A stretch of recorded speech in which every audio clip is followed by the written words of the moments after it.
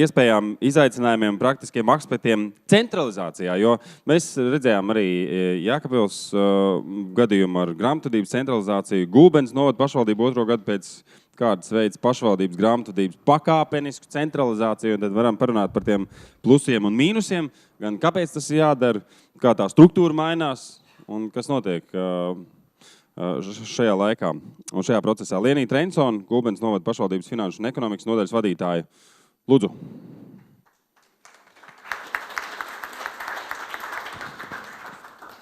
Labdien!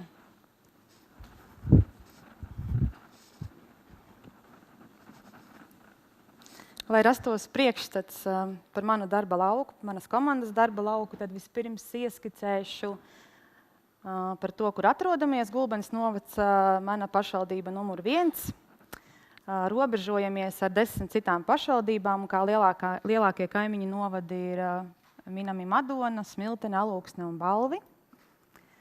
Gulbenes novads ir vienīgais novads, kas teritoriālās reformas rezultātā tika izveidots apvienojot tātad Gulbenes rajonā ietilpstošās vietējās pašvaldības visas.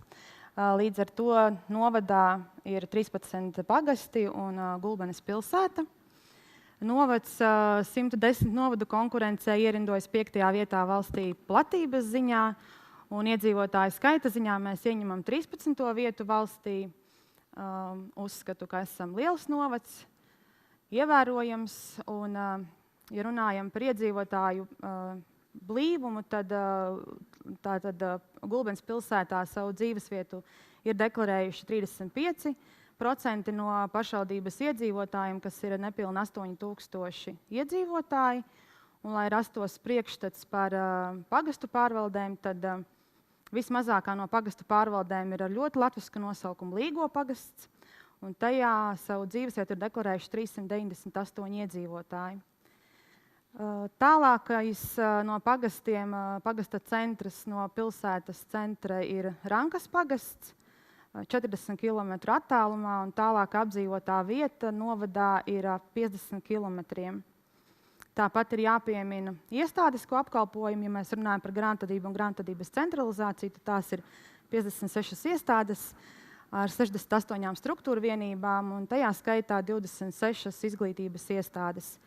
Ir jāpiemina, ka Gulbenes novada pašvaldība šobrīd vēl turpina sniegt komunālās saimniecības pakalpojumus, kas ir ūdens apgādes, notekūdeņu un siltumapgādes jomā, kā arī nosacīta vēl sniedzam transporta pakalpojumus, bet par to turpmāk un par izmaiņām. Tātad atskaites punkts centralizācijas procesam ir jāmin 2015. gads, kad Gulbenes novada pašvaldībā grāmatvedība bija decentralizēta. 17 iestādes sagatavoja grāmatvedības pārskatus. Priekšā bija sarežģīts konsolidācijas process gan atskaitēm, gan gada pārskata sagatavošanā. Tāpat Gulbenes novada pašvaldībā ir izstrādāts iekšējais normatīvais dokuments, grāmatvedības politika, taču jāatzīst, ka politika, kas ietver sevi 18 dažādas kārtības, kas nosaka to, kā Gulbenes novada iestādes kārto grāmatvedības uzskaiti, tika interpretēta un pielietota atšķirīgi, kas noveda pie secinājuma vai pie tā, ka finanšu dati, ko mēs izguvām no grāmatvedības programmas, bija savstarpēji nesalīdzināmi. Līdz ar to izgūto datu informāciju vai finanšu informāciju, ko sagatavojam dažādām sanāksmēm, nebija pārliecības par to, ka tie dati ir korekti un ka analīze atspoguļo patieso situāciju. Tāpat bija ļoti lēna finanšu informācijas apstrāde, ņemot vērā iesaistīto darbinieku skaitu. Jāatzīst, ka bija nepilnīga finanšu kontrole, nerunājot par citām kontrolēm pašvaldības darbā un procesos. Un jau pieminētais liels administratīvais resurss, grāmatvedības darbinieku skaits, ja es runāju šodien par centralizācijas procesu un par finanšu jomu. Ir jāatzīst, ka līdz 2015. gadam laika periodā tika runāts par iespējamo centralizāciju, par to, ka varbūt ir jādomā par izmaiņām, taču par iemesliem, kāpēc tas nenotika, ir pirmais jāpiemina un būtiskākais, kas ir intereses. Un kā viens no būtiskākajiem ir politiskās, jeb lēmējvaras intereses. Un šeit ir jāmin pašvaldību apvienošanās projekts Gulbenes novada izveidei, kas ietvēra sevī, es varu teikt, solījumus, jo tajā tika atrunāts finanšu plūsmas nodrošināšana Gulbenes pašvaldībā. Un pilnīgi noteikti būtiskas ir privātās intereses, kas ietver sevī izpildvaras intereses, attiecīgi domes vadības un pārvalžu, kā arī pārvalžu darbinieku intereses, kas tomēr vairāk bija balstītas uz cilvēku resursiem vai uz cilvēcisko faktoru, radu un draugu būšana. Un tikai pēc tam domājot par centralizācijas procesu neērtajām pusēm, kas ietver sevi arī salīdzinoši finanšu neatkarību vai neatkarības zaudēšanu, lēmumu pieņemšanu. Un pilnīgi noteikti nemazāk svarīgas bija vietējo iedzīvotāju intereses, vietējās pārvaldes, kas tomēr balstījās uz iepriekšējo gadu pieredzi un vietējo pārvalžu sadarbību ar iedzīvotājiem, ar iedzīvotāju vēlmju apmierināšanu, vajadzību apmierināšanu. Un arī tas bija ietekmējošs faktors, kāpēc grāmatvedības centralizācijas process nenotika. Nu, un tad par tām iespējām vai šo izdevību, kas radās 2015. gadā, Gulbenes novada pašvaldībā tika ievēlēts jauns domes priekšsēdētājs. Arī es stājos amatā 2015. gadā vienlaicīgi, tas bija oktobra mēnesī. Un, ņemot vērā, ka pelnītā atpūtā devās finanšu ekonomikas nodaļas vadītāja, kas vienā personā arī bija galvenā grāmatvede, tad arī galvenā grāmatveža amats tika ieņemts, un respektīvi bija jau 3 cilvēku sastāvs vai kopība, kas domāja līdzīgi vienā virzienā, un gala rezultātā šī bija izdevība kaut ko mainīt. Un centralizācijas nepieciešamību argumentējām ar paredzamiem ieguvumiem nākotnē, kas lielākoties bija balstīti tomēr uz darba kvalitāti vai darba efektivitāti raksturojošiem rādītājiem. Arī pieminējām iekšējo kontroli kā būtisku argumentu gan finanšu jomā, gan arī dokumentu kvalitātes kontroli. Tāpat būtiski bija iepriekšējā pieredze un tātad vienmērīga grāmatvežu slodzes sadalīšana, jo iepriekš pārvaldēs bija grāmatvedības darbinieki ar neizprotamām slodzēm vai, mūsuprāt, nepamatotām. Un tātad centralizācijas procesā ir iespējams, un šobrīd tas notiek, ir grāmatvedības darbinieku specializēšanās konkrētās jomās un operācijās, kas arī tātad paaugstina darba kvalitāti un darba efektivitāti. Tāpat šis nav kā arguments, bet drīzāk šo saņēmām kā pretestību vai trūkumu ar tādām aizdomām, ka centralizējot grāmatvedības procesus, mēs traucēsim pakalpojumu nodrošināšanu iepriekšējā līmenī un pakalpojumu pieejamību, ko apsolījām tātad procesus virzīt pakāpeniski, tādējādi pakalpojumu pieejamību un nepārtrauktību neietekmējot. Tāpat viens no būtiskiem argumentiem, kas iepriekšējos gados tika pārmests, skaidrojot dažādu finanšu datu analīžu procesus un par to, ko varam salīdzināt un kur kaut kas ir mūsuprāt nekorekti un nesaprotami, tad šis bija ļoti būtisks apstākļis, ka būs iespējama finanšu datu salīdzināšana un analīze.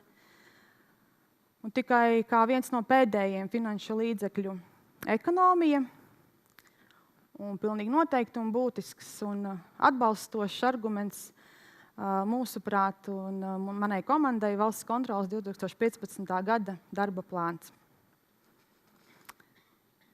Par centralizācijas nērtajām pusēm, par ko bija ļoti liela pretestība un attiecīgi arī prioritārā kārtībā par to, kas bija pirmais, kas izsauca negācijas, ierobežot rīcību ar skaidrs naudas līdzekļiem.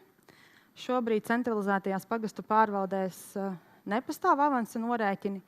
Vienīgā skaidrās naudas darījumi ir skaidrās naudas nogādāšana uz banku naudas iemaksai. Tāpat ierobežota lēmuma pieņemšana, kas vairāk bija tīri psiholoģiski, kas izriet no 3.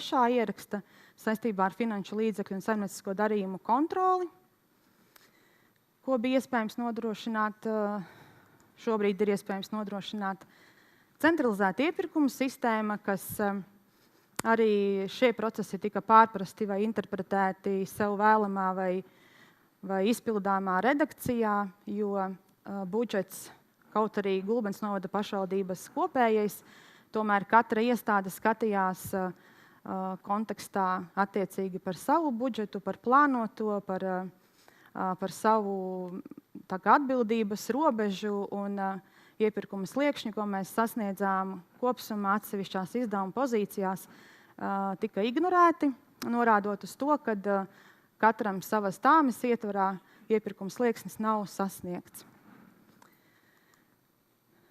Un, protams, ļoti nērts jautājums par darbinieku skaitu un paredzama šī darbinieku skaita samazināšana centralizācijas procesā, kā arī centralizētajās centralizētajās pagastu pārvaldēs, kur ir šī centralizētā grāmatvedība, tad šobrīd strādā viens grāmatvedis uzskaitvedis.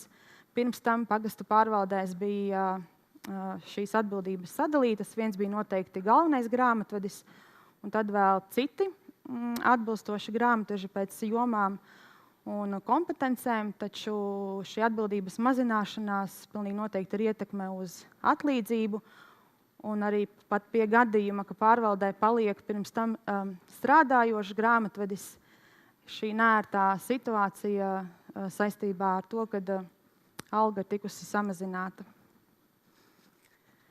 Un dīvainā kārtā arī pie nērtajām pusēm ir jāmin darbinieku apmācības sakarā ar jaunām lietojuma programmām, jo daudz pretestības un ļoti negribīgi pieiet informācijas iegūšanai vai šai iespējai iemācīties kaut ko jaunu, kā rezultātā būt apritē lietas kursā un nostiprināt savas pozīcijas pārvaldē.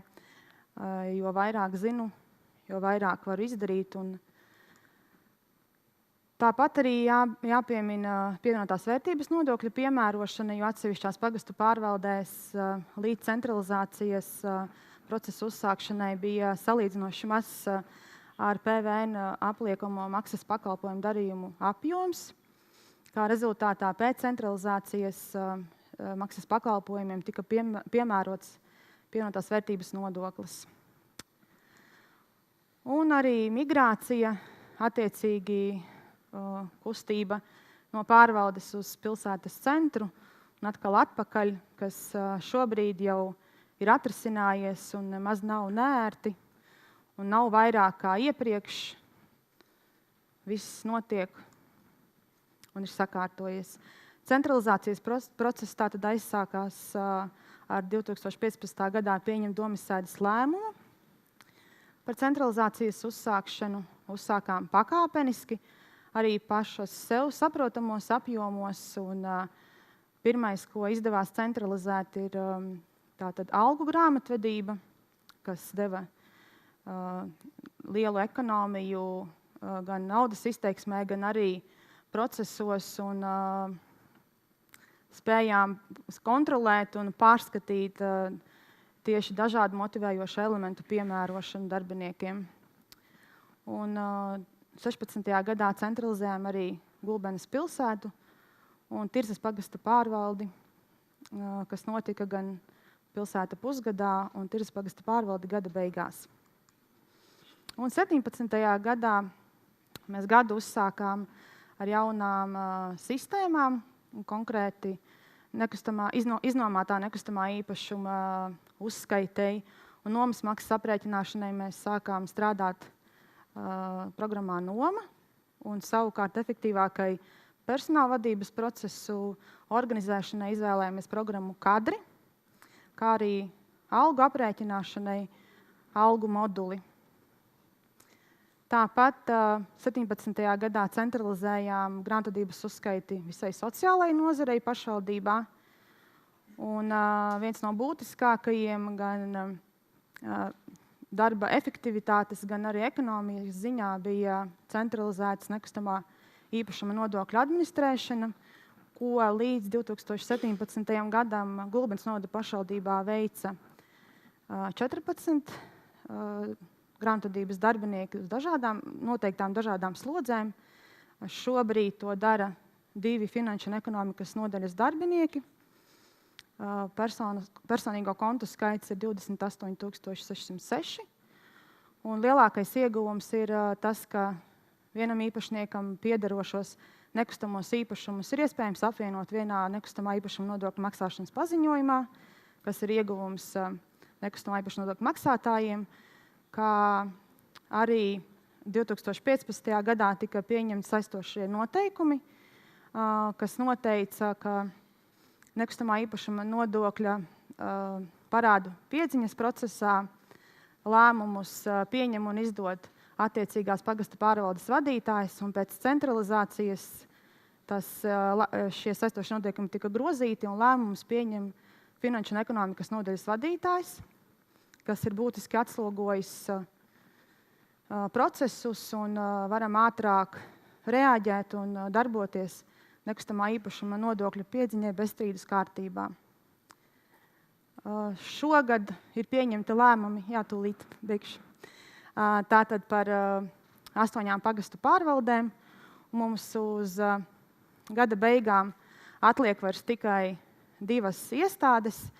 Sausais atlikums vai tās rīcības ir samazināt 12 grāmatvedības darbinieki pašvaldībā, ņemot vērā, kad pašā novada domē ir pieaudzis finanšu un ekonomikas nodaļas darbinieku skaits par 14, un samazināts galveno grāmatvežu skaits, un ekonomiskais ieguvums mums ir 85,000 eiro gadā. Un turpmāk jau pieminēju, bet tas lielākais izaicinājums ir grāmatvedības programma Gvedis, un esam uzsākuši budžeta plānošanu sistēmā Budzis, tāpat arī atraduši risinājumus pārvalžu kasēs. Un mazliet par aizkadriem, jo šī dokumentālā filma nav tik laba, kā izklausās, ir ļoti liela darbinieku neizpratne procesos. Runājot par posttermināliem, mēs saņemam atbildi, ka pārvaldē ir bankomāts un ka mums ir vajadzīgs posttermināls. Tāpat arī ir pretošanās skaidrs naudas maksājumu saņemšanā pārvaldēs, kad tiek aicināti iedzīvotāji doties uz pilsētas centru samaksāt, jo tāpat visa nauda ir jāizved. Un tāpat arī izvairās skaidrot informāciju, mēs nespējam identificēt pašvaldībā saņemtos apmaksātos pakalpojumus, jo tie nav identificējami ne pēc maksājuma mērķa, ne pēc personas. Un uz šo mēs saņemam komentāru pašas vainīgas, ka centralizējāt, mēs visu sapratām un sapratām, kas maksā. Un tikko jaunākie ir saistībā ar budzi un budžeta plānošanu, ka iestāžu vadītāji atbild, ko tad darīs grāmatveži. Ja mēs plānosim budžetu, jo arī programma Kadri bija algu priekšprogramma. Tāda pieredze. Paldies!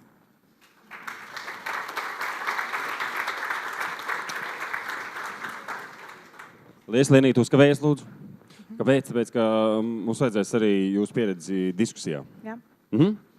Un pie tās mēs tūdaļ arī ķersimies, runājot par diskusiju. Šeit mums vēl pievienosies 3 ļaudis. Egons Palāna arī aicināšu atpakaļ, lūdzu. Egons? Jā. Reku te? Var šo pusi ieņemt. Tad Edgars Korčagins.